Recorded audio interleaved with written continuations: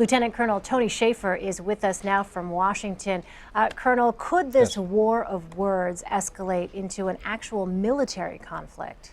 I don't believe so at this time. And as the package was rolling, you talked about the fact this goes back 1,400 years. So this is but one more rise in tension. What makes it different is this: nuclear weapons, the potential thereof.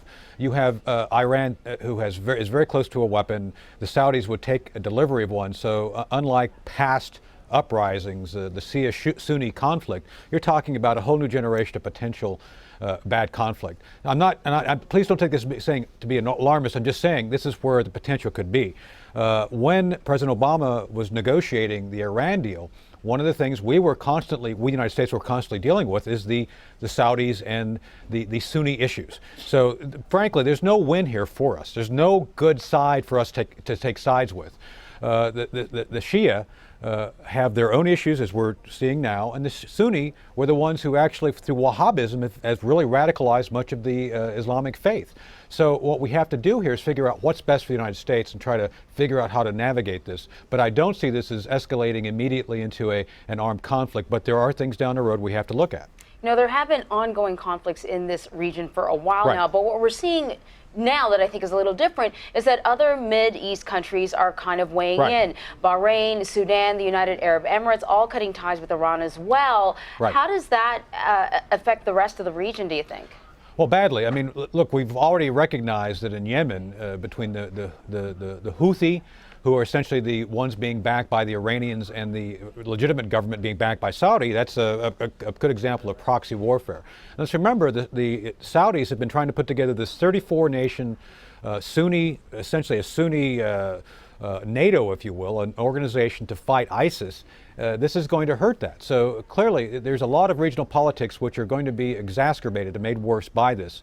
And people are picking up and drawing sides. With that said, again, this is not the first time this has happened. So I don't want to put too much emphasis in the people drawing sides. I think there's diplomatic options still here ahead of us. And I think obviously we should be helpful in trying to put those forward as part of the solution. Colonel, as you point out, these tensions are nothing new, the Shia-Sunni tensions. But is there something that has happened in recent history to escalate things to the point that they are at now? I mean, why are things getting so bad now? Well, I think, again, I go back to my original comment regarding nuclear weapons. You're seeing now Iran moving in a direction which makes the Sunni world very uncomfortable. The other thing here is this: we're actually seeing the Russians in the region kind of picking sides as well. You have essentially Syria, Iran, and Russia working together. I would call them the Damascus Pact, kind of shaping up. And then you have Egypt, Saudi Arabia, Bahrain, all the other countries, the Sunni countries kind of lining up with us. So you almost have a Cold War setup here. And so I think that's one of the overlying factors regarding this underlying conflict that goes back 1,400 years. This is something that's very complex. And because of others coming into the region, such as us and the Russians, I mean, we've dabbled in this for a long time.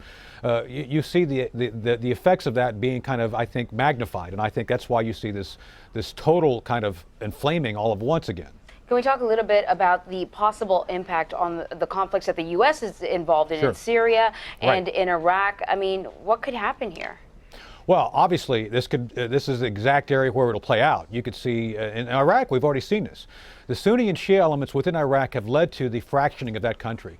And you have the Kurds as well, but let's talk about Sunni and Shia here for a second. The Shia-led government has been basically pushing out the Sunni being backed by the Saudi Arabians. So now you see Iraq, kind of the microcosm of Iraq, playing out what's going on regionally. And so I think what we could see happen is that both sides, all sides, take in Iraq and use that as a metaphor for other places, a lot of proxy warfare.